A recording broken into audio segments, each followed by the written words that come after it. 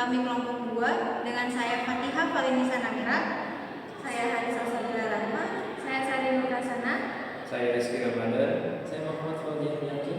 Pada kesempatan kali ini kami ingin memberikan video pembelajaran terkait audit fieldwork atau audit pekerjaan lapangan 1. Berikut video penjelasannya. Pada materi audit pekerjaan lapangan 1 ini akan dibagi menjadi 5 pembahasan. Yang pertama, strategi pekerjaan lapangan. Yang kedua, audit tim. Yang ketiga, control self-assessment. Yang keempat, elemen pekerjaan lapangan. Dan yang terakhir, audit SMART. Pembahasan pertama adalah strategi pekerjaan lapangan. Proses fieldwork adalah proses untuk mendapatkan keyakinan secara sistematis dengan mengumpulkan bahan bukti atau evidence secara objektif mengenai operasi perusahaan, mengevaluasinya, dan memastikan bahwa operasi sudah sesuai dengan standar yang sudah ditetapkan, dan untuk mencapai tujuan. Informasi yang diberikan oleh auditor dapat membantu manajemen dalam mengambil keputusan. Selanjutnya, tujuan. Tujuan ialah untuk mendapatkan keyakinan terkait prosedur pemeriksaan program audit yang dirancang apakah sudah sesuai dengan tujuan pemeriksaan. Jadi, hal yang dibahas dalam pekerjaan lapangan adalah pemeriksaan dilakukan berdasarkan prosedur pemeriksaan yang ada di dalam program audit dan program audit yang sudah tersusun sesuai dengan tujuan pemeriksaan. Pembahasan selanjutnya yaitu strategi pekerjaan lapangan. Di dalam strategi pekerjaan lapangan ada rencana strategis. Yang pertama yaitu kebutuhan pegawai, yang kedua kebutuhan sumber daya dari eksternal, yang ketiga pengorganisasian staf pemeriksaan, yang keempat wewenang dan tanggung jawab, yang kelima struktur pekerjaan lapangan, yang keenam waktu pelaksanaan pekerjaan lapangan, yang ketujuh metode pekerjaan lapangan, yang kedelapan metode pendokumentasian, yang sembilan penyiapan laporan, dan terakhir yang 10 yaitu rencana kontingensi. Pembahasan kedua ada audit tim. Audit tim yaitu suatu kelompok individu yang bekerja sama untuk melakukan audit internal dalam suatu organisasi, yang dimana bertanggung jawab untuk mengevaluasi efektivitas, efisiensi, dan kepatuhan terhadap kebijakan serta prosedur internal perusahaan. Tim audit pada pekerjaan lapangan dibagi menjadi 2 kategori.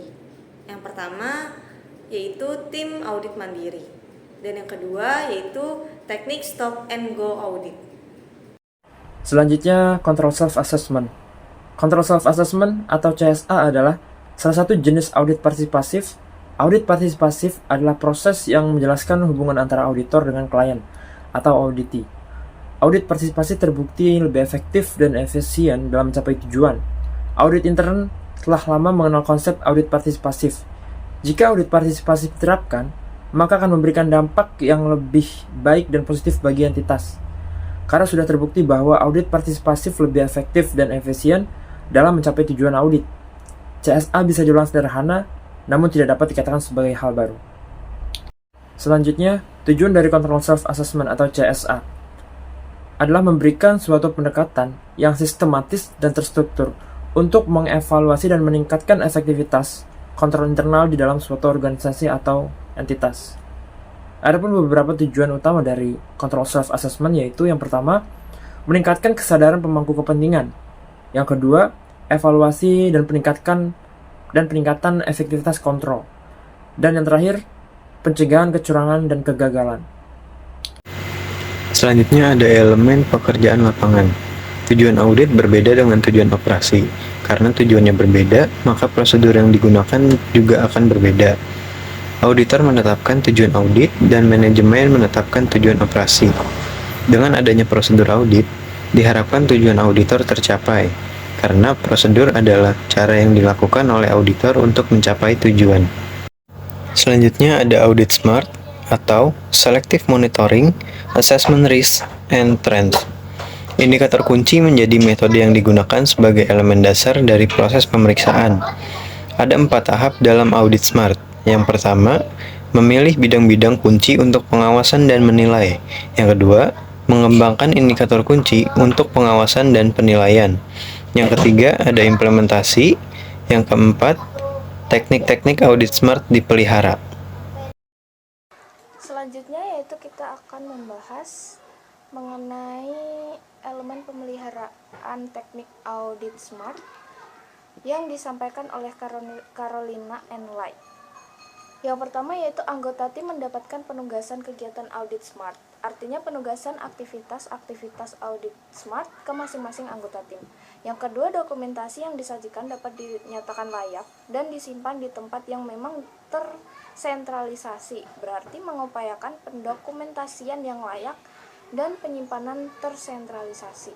Yang ketiga, ada aktivitas pemeriksaan dievaluasi secara berkala. Maksudnya, mengevaluasi secara periodik atas aktivitas audit. Yang keempat, pertimbangan penggunaannya selama proses perencanaan audit tahunan. Untuk slide selanjutnya yaitu manfaat utama yang dikemukakan oleh Carolina Power and Light mengemukakan bahwa hasil dari inovasi ini berupa efektivitas biaya yang mendukung proses audit internal tradisional. Yang pertama yaitu prosedur audit yang terbatas dapat ditingkatkan penggunaannya. Yang kedua, upaya audit semakin maksimal yang berarti meningkatkan upaya audit. Yang ketiga, pemeriksaan yang dilakukan lebih banyak keefektifannya. Yang keempat, tepat waktu ketika mengidentifikasi masalah. Yang kelima, dapat mendeteksi kecurangan dengan lebih baik. Yang keenam, perencanaan audit tahunan dapat ditingkatkan. Kesimpulan pada materi kali ini yaitu fieldwork merupakan proses untuk mendapatkan keyakinan secara sistematis dengan mengumpulkan bukti secara objektif mengenai operasi entitas, mengevaluasinya, dan melihat apakah operasi tersebut telah memenuhi standar yang dapat diterima dan mencapai tujuan-tujuan yang telah ditetapkan, serta menyediakan informasi untuk pengambilan keputusan oleh manajemen. Dengan demikian, pelaksanaan audit fieldwork 1 sangatlah penting karena memberikan dasar yang kuat bagi auditor untuk melanjutkan tahap audit selanjutnya dan memastikan bahwa audit dapat dilakukan secara akurat dan efektif. Sekian pemaparan materi dari kami, semoga bermanfaat.